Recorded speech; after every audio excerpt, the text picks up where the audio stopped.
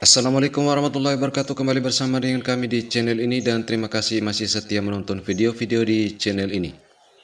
Ya, jagat media sosial dalam momen Piala Asia U23 masih hangat dengan cuitan-cuitan ketidakpuasan publik sepak bola Indonesia setelah timnas Indonesia ditaklukkan timnas Qatar dalam laga pembuka Piala Asia U23 baru-baru ini.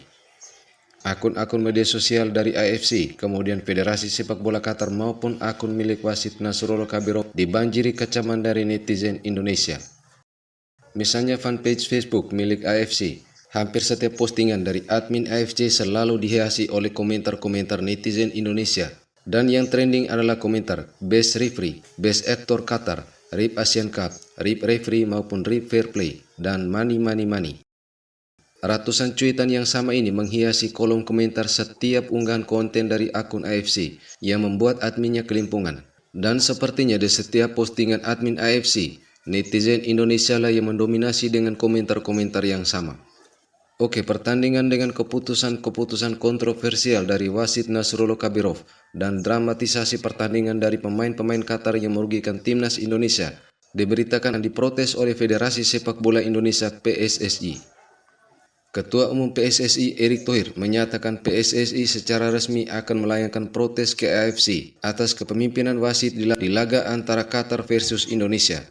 Beberapa keputusan kontroversial wasit ini menjadi dasar protes PSSI kepada AFC. Yes, breaking news. Resmi, PSSI kirim surat protes atas kecurangan Qatar dan wasit ke AFC. Seperti yang kita tahu, di laga pembuka Piala Asia kemarin, itu timnas Indonesia U23 sangat dirugikan guys, terhadap keputusan-keputusan dari wasit. Dan yang paling aneh dan gak masuk akal itu adalah ketika wasit memberikan kartu kuning kedua kepada Ivar Jenner di awal babak kedua guys. Sehingga Ivar Jenner mendapatkan kartu merah guys. Padahal sama-sama kita tahu kalau Ivar Jenner itu tidak ada menginjak atau sengaja membenturkan kakinya ke pemain Qatar. Tetapi anehnya dalam penglihatan wasit Nasrullah ini guys, dia melihat kalau Ivar Jenner melakukan pelanggaran atas dasar benturan yang dilakukan Ivar Jenner ke pemain Qatar. Makanya Pak Erick Thohir langsung melayangkan surat protes ke AFC guys. Memang surat protes ini tidak akan mengubah hasil pertandingan, tapi setidaknya dengan kita protes ke AFC ini bakal menjadi pertimbangan AFC untuk merubah kartu merah yang didapat oleh Ivar Jenner. Menurut kalian gimana nih guys? Apakah surat protes yang dilayangkan oleh PSSI ke AFC itu bakal berpengaruh? Komen di bawah. PSSI sudah resmi mengajukan surat protes ke AFC untuk pertandingan menghadapi Qatar kemarin. Dan memang isinya jelas melakukan protes ya terhadap keputusan dari wasit. Memang sih gue yakin ini nggak akan mengubah skor, tapi minimal gue sih berharap, walaupun ya susah juga karena panitia kan, gue berharap AFC bisa untuk membatalkan kartu kuning kedua Ivar, karena itu penting sekali. Kehadiran Ivar Jenner bagi timnas kita sangat penting. Jadi kalau nanti nggak ada Ivar Jenner akan sangat sulit. Semoga itu bisa terjadi. Semoga AFC masih waras walaupun gue tahu korup. Oke, segitu dulu. PSSI akan gerak cepat untuk melayangkan protes ke AFC terkait dengan kinerja daripada si Nasrullah di pertandingan kemarin. Kita tahu benar-benar banyak keputusan-keputusan yang merugikan timnas Indonesia. Qatar kalau tanpa si Nasrullah, aduh kasihan banget ya. Dari statistiknya udah terlihat timnas Indonesia lebih unggul mungkin dari position football, kemudian akurasi passing, tendangan ke gawang Indonesia lebih unggul, apalagi stamina nih, bermain dengan 10 pemain Indonesia di babak kedua, di awal babak kedua ya, 10 pemain itu benar-benar tampil luar biasa. Menurut gua itu patut diapresiasi. Tapi sayang banget nih, kembali lagi Indonesia harus menelan pil pahit, dikalahkan oleh Qatar dengan permainan yang sangat kotor. Nasrullah menjadi man of the match di pertandingan tersebut. Kita harus tunggu proses berikutnya apakah AFC bisa mengusut tuntas apa yang terjadi di pertandingan itu. Kalau memang benar terbukti GFF main mata sama si Nasrullah nih, harapan kita Nasrullah nih di ban gitu dari AFC, atau mungkin minimal banget nih gak dipakai lagi di pertandingan lanjutan turnamen ini begitu ya. Di pertandingan berikutnya nggak dipakai lagi si Nasrullah ini. Nanti bakalan gue update lagi gimana hasilnya begitu ya, hasil daripada protes ini.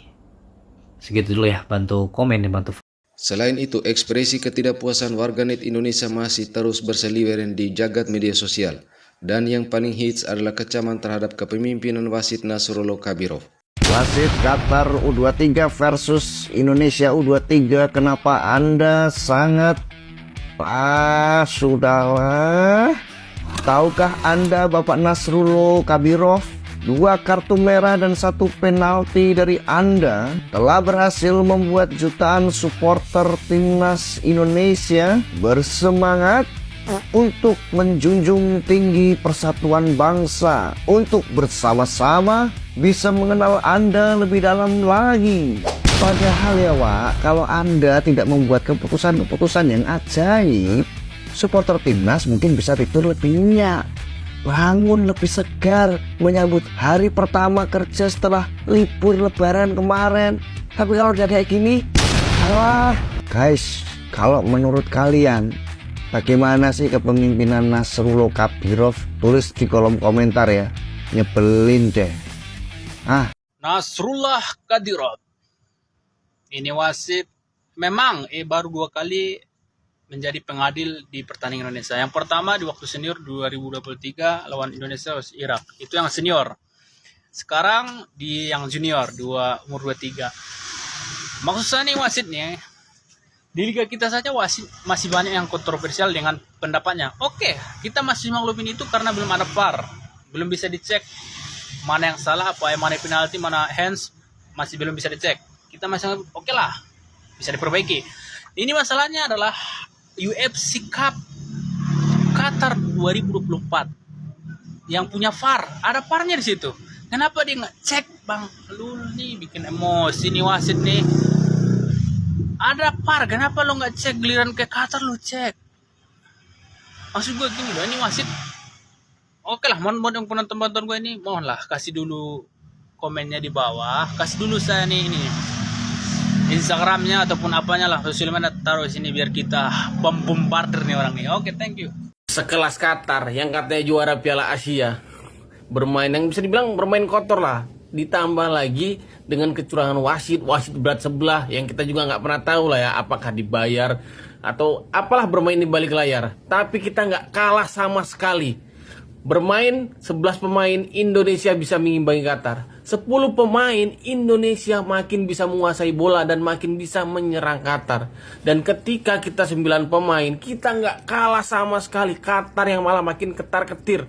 Karena apa? Karena kok bisa dibilang dibantu wasit, bukan dari permainan mereka. Terlepas dari ini semua, semoga para pemain timnas Indonesia jangan patah semangat. Karena masih ada 2 pertandingan sisa. Kita harus bisa memanfaatkan. Jadi kita lupakan pertandingan ini, masalah kartu merah ataupun masalah-masalah yang terjadi di pertandingan ini. Semoga itu bisa diatasi oleh bagian-bagian yang menangani itulah. Jadi kita harus tetap fokus. Ingat, Argentina juga di pertandingan pertama kalah. Hingga pada akhirnya Argentina juara. Kita bisa ikuti itu. Indonesia masih ada 2 pertandingan sisa yang harus kita manfaatkan. Dan kita wajib menang.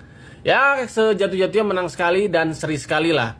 Supaya Indonesia bisa melaju lebih jauh lagi. Ya, sekali lagi kami mengajak publik sepak bola Indonesia untuk tetap mendukung timnas Indonesia U23 dalam pertandingan-pertandingan yang akan datang.